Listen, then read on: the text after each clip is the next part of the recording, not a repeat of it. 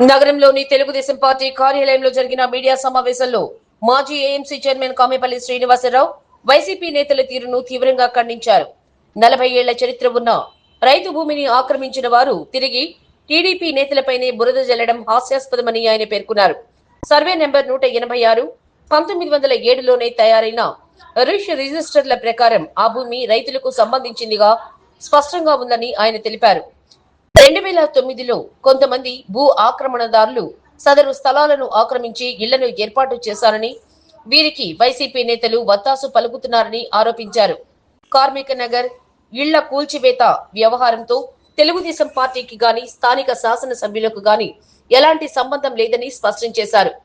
తహసీల్దార్ కార్యాలయం నుంచి కూడా ఆ స్థలాలకు ఎలాంటి పట్టాలు ఇవ్వలేదని తెలిపారు.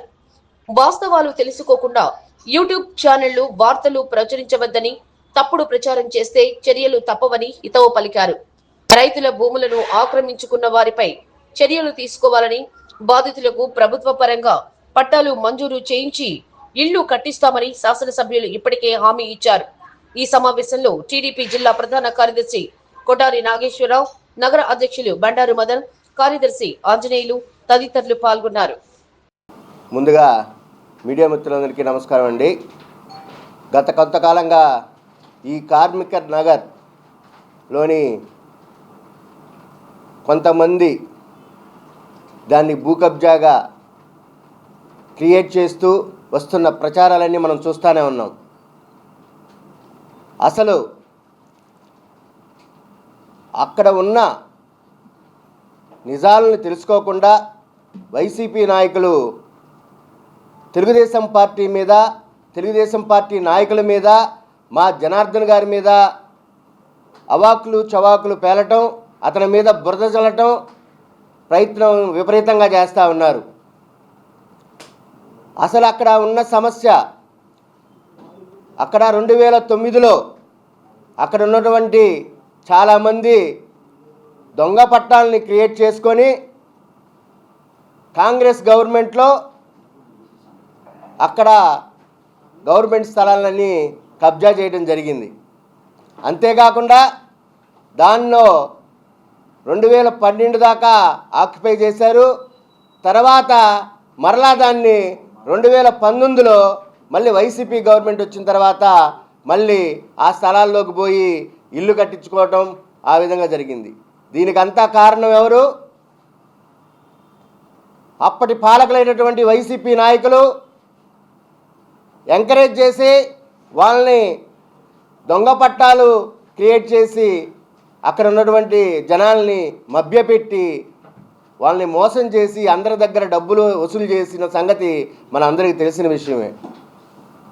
అసలు విషయాన్ని తీసేసి ఈరోజు అక్కడ లబ్ధిదారులు ఉన్నారు, ఆడ సొంత వాళ్ళ ఉన్నటువంటి హక్కుదారులు ఉన్నారు.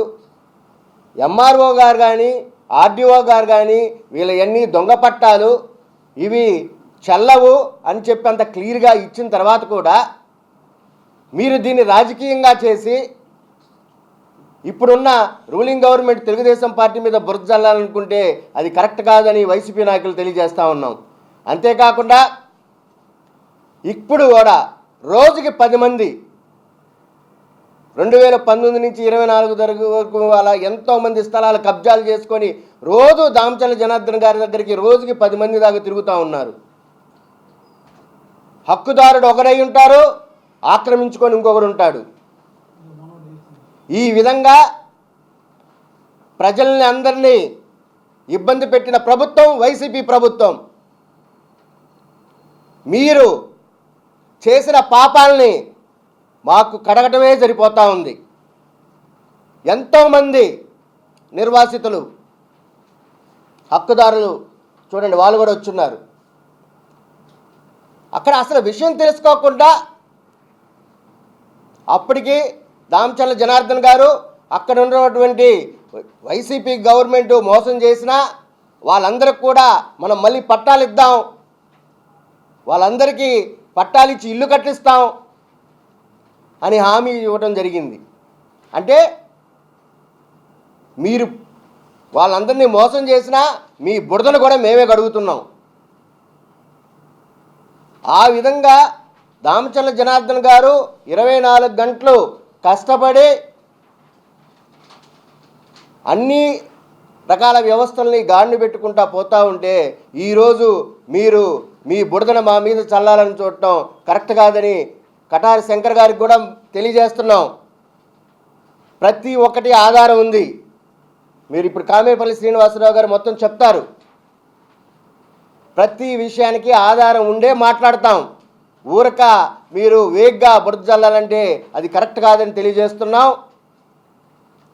మీరు 2019 నుంచి 24 వరకు ఏమేమి చేశారో, ఎన్ని కబ్జాలు చేశారో, ఎంతమంది ఉసురు తీసుకున్నారో మొత్తం కూడా దామచర్ల జనార్దన్ చిట్టాలు తీస్తా అనే ఉన్నాడు, ఇంకా తీయబోతాడు.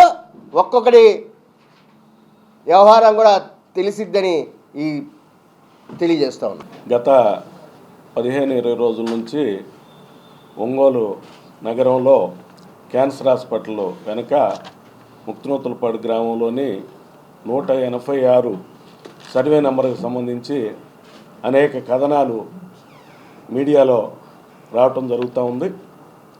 ఈ క్రమంలో ఇటీవల 2 రోజుల క్రితం వైఎస్ఆర్ పార్టీ నాయకులు ఆ ప్రాంతాన్ని సందర్శించి అక్కడ ప్రజలతో మాట్లాడి వాళ్ళు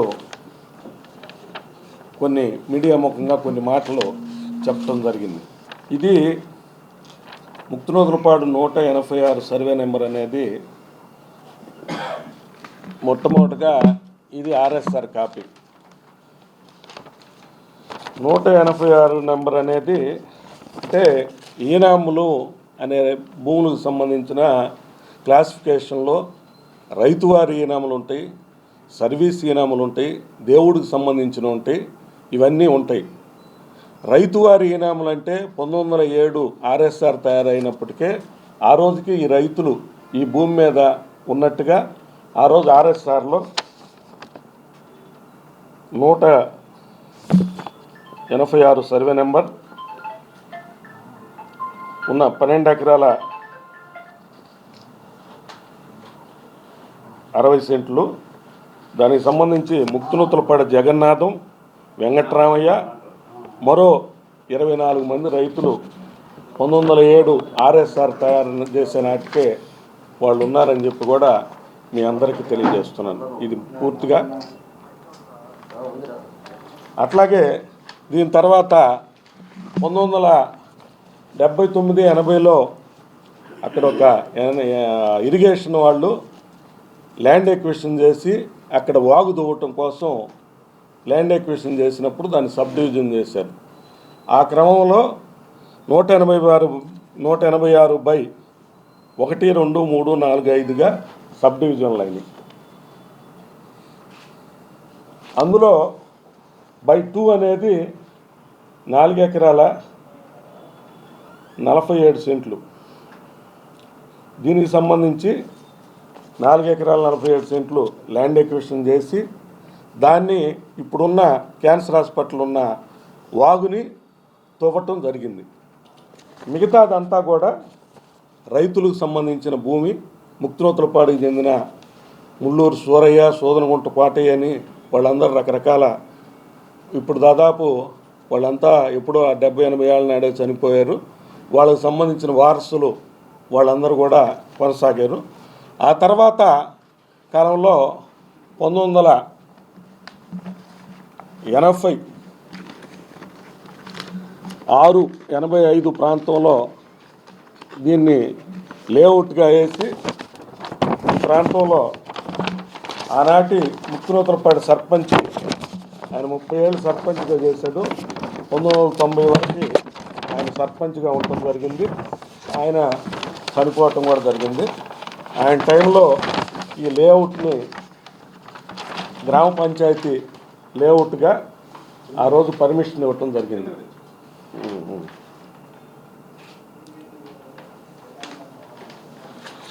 ఈ తర్వాత 1986 నుంచి అక్కడ అవన్నీ కూడా పట్టాలుగా వేసి అమ్ముకోవటం జరిగింది. ఇది ఒక రైతు ఈయనది సంబంధించి 1989లో ఇది పట్టాగా కొనటం జరిగింది. ఆ లేఅవుట్లోని ఒక ప్లాట్ని ఈ విధంగా 1989లో కొనటం జరిగింది. అయితే తర్వాత క్రమంలో మన 2019 ప్రభుత్వం మారిన తర్వాత ఆ ప్రాంతంలో కొంతమంది కబ్జాకి ప్రయత్నించటం, ఒక 3-4 ప్లాట్లను ఆక్రమించుకుంటే వాళ్ళు దాన్ని ప్రతిఘటించటం, వాళ్ళ మీద కేసులు పెట్టడం అట్లా జరిగింది. తర్వాత కోవిడ్ రావటం 20 తర్వాత దాదాపు 30 మంది ఓనర్లు వాళ్ళకి సంబంధించిన ప్లాట్లని ఆక్రమించుకోవటం జరిగింది. అయితే అప్పుడు దీని పక్కనే ఇప్పటి వైఎస్ఆర్ పార్టీ నియోజకవర్గం ఇన్ఛార్జ్ అయిన చుండూరు రవిబాబు కూడా మా ఊరు వాళ్ళ దగ్గరనే కొంత పొలం కొంటే ఆయన పొలాన్ని కూడా కబ్జా చేయటం జరిగింది. ఆయన కూడా సిట్కి రిపోర్ట్ ఇచ్చి ఆయన ఆస్తిని కాపాడుకోవటం, ఇప్పుడు ఇన్ఛార్జ్ చుండూరు రవి గారి కొన్న భూమిని కూడా ఆక్రమించడం జరిగింది. దాని పక్కనే అందులో ఉన్నవాళ్ళు కూడా ఈ సిట్ కేసులో వీళ్ళు కూడా కేసు పెడితే సిట్టు కేసు దర్యాప్తు చేసి వాళ్ళని రిమాండ్కి పంపడం కూడా జరిగింది. కలెక్టర్ గారి ఆదేశాల మేరకు సదరు అర్జీదారుడు సర్వే నెంబర్ 160/86లో సంబంధిత అధికారుల నివేదికల ఆధారంగా 186/1A 99 సెంట్లు ప్రభుత్వ భూమి, 186/1A 1B2A 1 ఇదంతా కూడా పట్టా భూమిగా, 186/2 వాగుగా ఉన్నదని ఎండార్స్మెంట్ ఇవ్వటం జరిగింది. ఎంఆర్ఓ గారు దాన్ని వాగుగా తవ్వారని చెప్పి ఎంఆర్ఓ గారు ఎండార్స్మెంట్ ఇవ్వటం జరిగింది.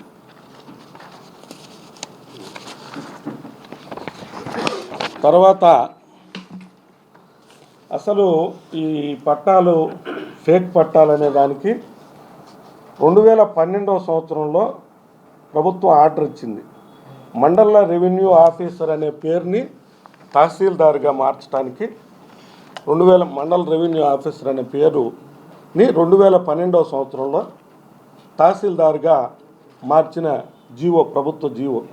అయితే 12లో తహసీల్దార్ వస్తే 9వ సంవత్సరంలోనే అప్పటి ఎంఆర్ఓ సంతకాలతోటి ఫోర్జరీ చేసి 2009 సంవత్సరం అప్పటి ఎంఆర్ఓ చిరంజీవి పేరుతోటి అక్రమంగా ఇవన్నీ పట్టాలు తయారు చేసి వీటిని తీసుకొని వచ్చి వాళ్ళంతా కూడా 40 ఏళ్ళ నాడు అప్పుడు 30-35 ఏళ్ళ వయసులో ఉద్యోగాలు చేస్తానో చిన్న చిన్న పనులు చేసుకుంటూ కొనుక్కున్న వాళ్ళు ఇప్పుడు 70-80 ఏళ్ళ ముసలోళ్ళ మీదకి తీసుకొని వచ్చి వాళ్ళని అక్రమంగా వీళ్ళ పట్టాలన్నీ కూడా కబ్జా చేయటం జరిగింది.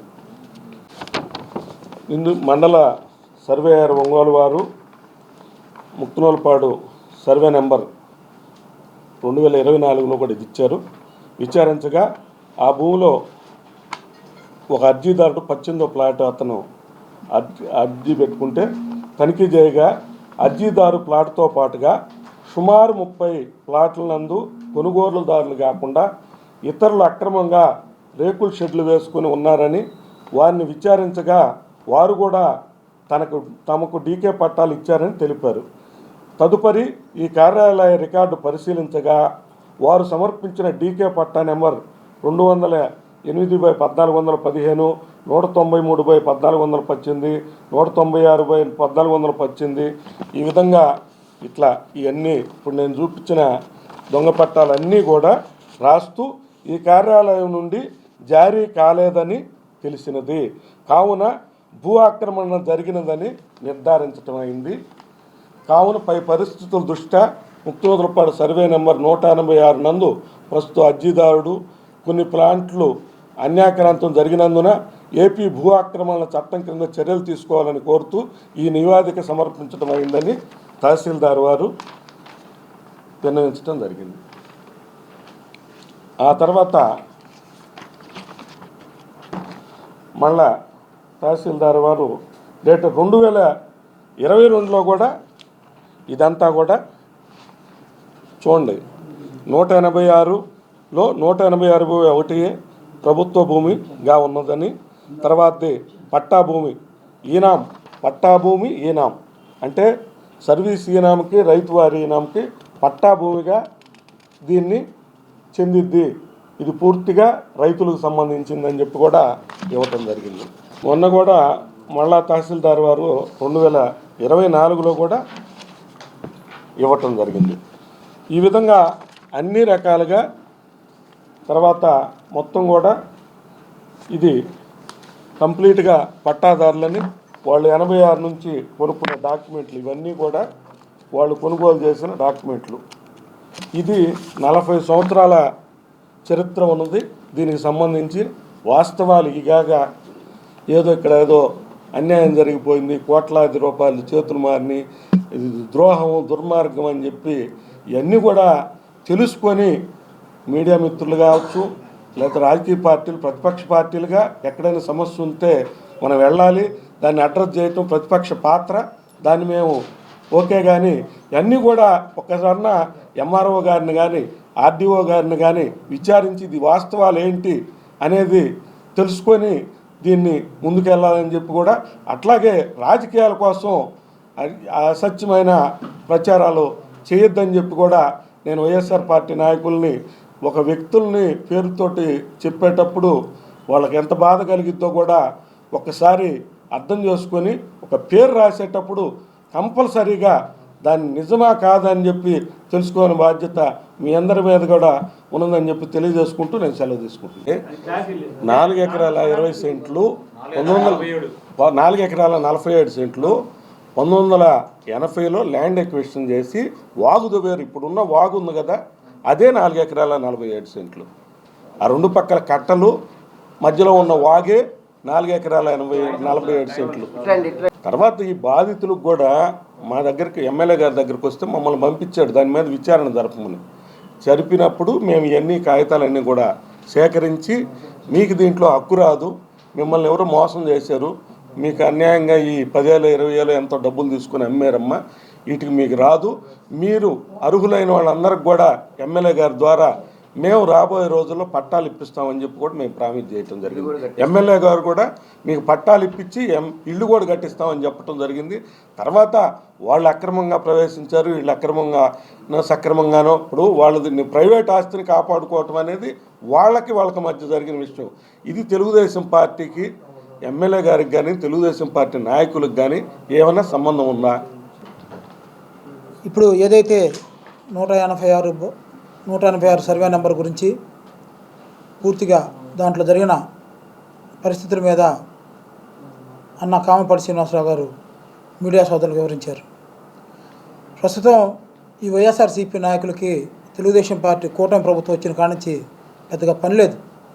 ఎందుకంటే ప్రతిపక్ష పాత్రలో చాలా పనులు ఉంటాయి, వాళ్ళకేం మేము అవకాశం ఇట్లేదు, వాళ్ళకేం పని లేక వెళ్ళేసి కొంతమంది కష్టపడి దాదాపు 40 ఏళ్ళ క్రితం 50 ఏళ్ళ క్రితం కొనుక్కున్న భూములు గవర్నమెంటు వీళ్ళది పట్టా భూమి అని చెప్పని వీళ్ళే భూ యజమానులు అని చెప్పి ఇచ్చిన తర్వాత, ఏదైతే వాళ్ళ అధికారంలో ఉన్నప్పుడు వాళ్ళ హయాంలో వాళ్ళ నాయకుడు అక్కడ ఉన్నాడు, ఈ దొంగ పట్టాలు పుట్టించి వాడు అక్కడ పేదవారు ఏదో పని బాటు చేసుకున్న వాళ్ళు ఆశపడి మనకు ఉండడానికి ఒక నివేశనం ఏర్పడిద్దని చెప్పని పాప ఆశతోటి అక్కడ పెట్టి కొనుక్కొని దొంగ పట్టాలు కొనుక్కొని చిన్న షెడ్లు వేసుకొని ఉంటుంటే జరిగింది అన్యాయం. వాళ్ళకి చేసింది మీ పార్టీ వాళ్ళు. మీరు కాపాడాల్సింది వాళ్ళని. మీ పార్టీలో మీ పార్టీ ద్వారా అన్యాయం అయిన వాళ్ళని మీరు వాళ్ళని చేయాల్సింది పోయి, వాళ్ళు వస్తే మా ఎమ్మెల్యే జనార్దన్ గారి దగ్గరికి వస్తే ఆయన వెరీ క్లియర్గా చెప్పాడు, అమ్మా మీకు దీంట్లో నేను న్యాయం చేరుస్తానమ్మా, మీకు వేరే దగ్గర కూడా మీకు స్థలాలు ఇస్తానని చెప్పన్నారు. వాళ్ళు వస్తూ ఉన్నారు, చేస్తూ ఉన్నారు, అయిపోయింది. అంతా అయిపోయినాక ఇప్పుడు పోయి వైఎస్ఆర్సీపీ వాళ్ళు లబ్ధి పొందామని ఉద్దేశంతో పోతే మేము ఒకటే చెప్తా ఉన్నాం, ఇది ఏదైతే ఇప్పుడు దీనికి సంబంధించిన స్థలంలో మీకేమీ ఉపయోగం ఉండదు, మైలేజ్ రాదు. ఒకటి చేయండి, మీ ప్రభుత్వ హయాంలో ఏదైతే గత శాసనసభ్యుడిగా ఉన్న అతను అయితేనేమి, మీ ప్రభుత్వం 2019 నుంచి 2024 దాకా ఒంగోలు నగరంలో చాలా కబ్జాలు చేసింది. దాని ద్వారా చాలామంది బాధితులు ఉన్నారు. దాని మీద వెళ్ళండి, వాళ్ళకు న్యాయం చేసే విధంగా పోరాటం చేయండి, మీకు మంచి మైలేజ్ వస్తుందని చెప్పని హితవు పలుకుతా ఉన్నాను. ఇంకొకటి కూడా మీడియా మిత్రులు చెప్తున్నాను, మనకి ఏదో ఒక యూట్యూబ్ ఛానల్ ఉంది, మనకేదో మీడియా చేతిలో ఉందని తంబులైన్స్ వేరేగా పెట్టి ఆ తంబులైన్స్ ద్వారా ప్రజల్లో అతని క్యారెక్టర్ ఎంత డ్యామేజ్ అయ్యేది ఒకసారి ఆలోచించుకోండి. మీకు నిజంగా వాస్తవంగా మీడియా పాత్ర ఉండదు కాబట్టి వాస్తవాలు తెలుసుకోవాలా ఏం జరిగిందని చెప్పని. అతను మాట్లాడిన మాటలు అతను కూడా ఏం చెబుతున్నాడు, అక్కడున్న వాళ్ళు అంటున్నారు పలానా వాళ్ళ పాత్ర ఉందని, పలానా అతను 9 పట్టాలు అడిగారని చెప్పి అక్కడున్న వాళ్ళు అంటున్నారని చెప్పని వాళ్ళు అన్నారు. దాన్ని మనం కూడా మీడియాలో యూట్యూబ్లోనే ఒక న్యూస్గా పెట్టేటప్పుడు దాన్ని కనుక్కొని అమ్మ ఎవరున్నారు ఏందని కనుక్కొని పెడితే బాగుంటుంది. వాస్తవంగా ఇది అసలు మా పార్టీకి ఎటువంటి సంబంధం లేని అంశం. మేము కూడా ఎప్పుడైతే మీరు కొంతమంది మా పార్టీ నాయకుల పేర్లు పెట్టడం వల్ల మేము వచ్చి ఈ రోజున వాళ్ళ వైపు మాట్లాడాల్సి వస్తుంది. వాళ్ళ నిజం వైపు నుంచున్నాం. తెలుగుదేశం పార్టీ ఎప్పుడు కూడా బాధితులు ఎవరు ఉంటారో ప్రతిపక్షంలో కూడా అదే పనిచేసాం, అధికారంలో కూడా బాధితుల వైపే మేము పోరాటం తెలియజేస్తా ఉన్నాం. దయచేసి మీడియా మిత్రులు ఈసారి ఏదైనా మంచి వార్తనిచ్చేటప్పుడు కొంతమంది వ్యక్తుల గురించి కనుక్కొని వాళ్ళు చెప్పని క్యారెక్టర్ల గురించి కూడా తెలుసుకోవాలా. ఇప్పుడు కామపల్లి శ్రీనివాసరావు అనే పేరు పెట్టినప్పుడు ఆయన గురించి అసలు కనుక్కోండి. మీరు ఆయన ఏంది, ఆయన క్యారెక్టర్ ఏంది, ఎలాంటి వాడు అని చెప్పనేది కనుక్కొని మీరు ఎంక్వైరీ చేసుకొని చేస్తే బాగుంటుందని చెప్పని ఈతపడుతూ ఉన్నాను. దయచేసి ఆ పొరపాటు లేకుండా చూడండి. వైఎస్ఆర్సీపీ వాళ్ళకి ఏదైనా మీరు గత ప్రభుత్వంలో మీరు కూడా ఉన్నారు అందరు మీడియా మిత్రులు, వాళ్ళు నాయకులు చేసిన తప్పులు ఉన్నాయి, వాటికి సంబంధించి వాళ్ళకి ఏదన్నా మీరు మంచి సమాచారం ఇస్తే వాళ్ళని వెళ్ళి అక్కడ యుద్ధం చేసుకోమనండి. మా తెలుగుదేశం పార్టీ మా కూటమి ప్రభుత్వం ఈ కూటమి ప్రభుత్వంలో అయితే ఇలాంటి ఎప్పుడు తప్పులు జరగవని చెప్పని తెలియజేసుకుంటా ఉన్నాను. Thank you.